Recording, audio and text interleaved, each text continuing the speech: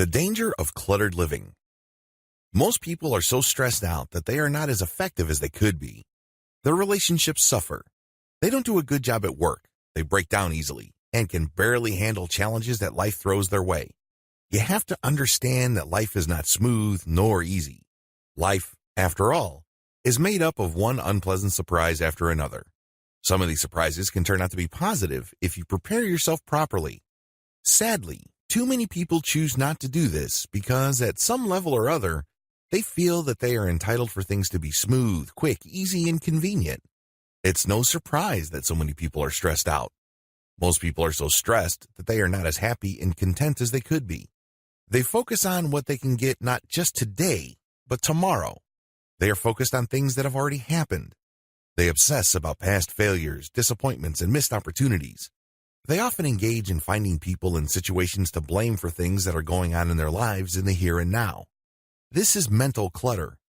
Unfortunately, a lot of people think that not only is this perfectly natural, but it actually defines who they are as individuals.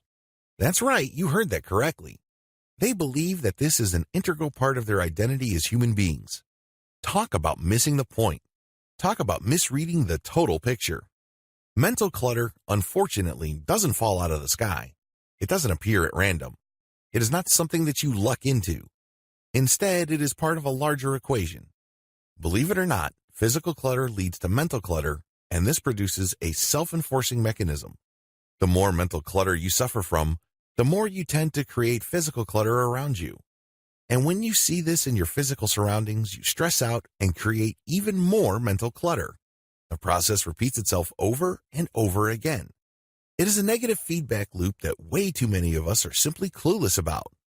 If you are in any way, shape, or form unhappy with any aspect of your life, chances are quite high that you can trace that unhappiness and discontentment to mental clutter. This toxic feedback loop holds people back from the life of victory, success, and happiness they could otherwise be living. The worst part of this is that it's invisible. In fact, a lot of us justify this or make excuses for this to the point that this is what defines us. If somebody were to come into our lives to try to simplify things, don't be surprised if you put up a fight. If somebody told you that a lot of the things that you're holding on to are unnecessary or even downright toxic, you would not be alone if you were to push back. You might even be thinking, how dare you question me? How dare you insult me? This is part of who I am. This is how people instinctively respond to any kind of decluttering maneuver imposed from the outside. I raise this issue because if you want to change, you have to want to change. It's one thing to mentally accept that you have to change, but it's another to let that mental awareness sink into the level of your emotions. That is crucial because, unfortunately, until and unless you develop a sense of emotional urgency regarding what you need to do, nothing will get done. Somewhere along the way, you would put up some sort of justification. At some point in time, you would come up with a range of excuses. Now, a lot of this is not obvious.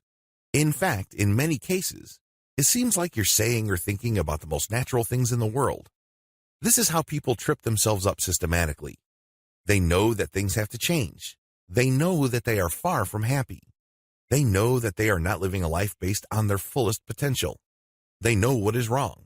They can make a sense of all of this on an intellectual level.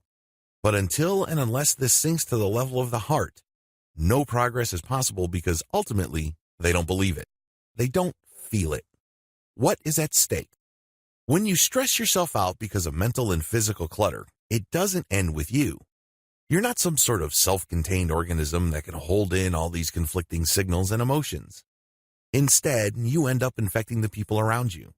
This negative feedback loop between your material possessions, material environment, and your mental and emotional state also plays out in your personal relationships.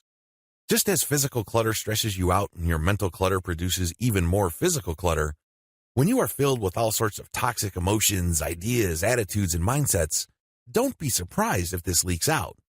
This creates divisions, misconceptions, misunderstandings, and guess what happens? Your relationships get worse and worse.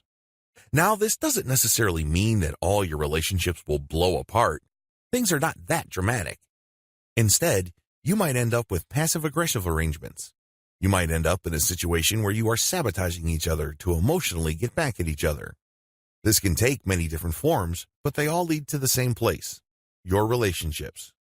Instead of building you up and leading to a mutual emotional, psychological, and spiritual health, it ends up becoming yet another toxic feedback loop. You stress yourself out, you stress the other people around you, and the cycle repeats itself over and over again. It is kind of like a downward spiral. The worst part of all of this is that you feel that you can't let go. You feel that you have to keep doing what you are doing because to let go means that you miss out, you get left behind, or you are somehow or some way put in some sort of disadvantage. I know this sounds almost impossible.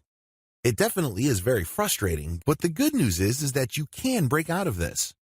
And what is really surprising is that the solution is actually simpler than you think. It all centers on the concept of clutter and the many different forms it takes. By simply deciding to be more proactive and effectively dealing with clutter in your life, you can go a long way in living the kind of life you want for yourself. It doesn't matter how old you are.